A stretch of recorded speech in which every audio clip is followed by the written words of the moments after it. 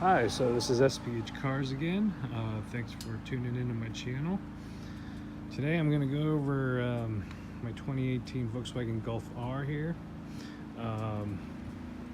And I am advising, or I'm going to make the suggestion that if you have this car, you definitely should change out your tires. I just had installed today Pirelli P0 Neros GTs, and the stock size, as you can see, 235/35 ZR19s.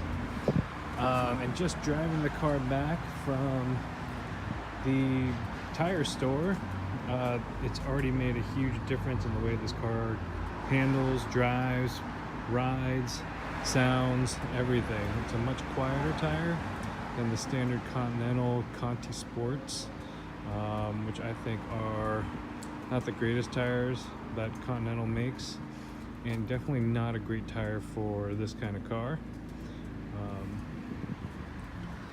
So if you have a Golf R or a GTI and you're looking for a pretty inexpensive tire, I highly suggest the Pirelli P0 Neros.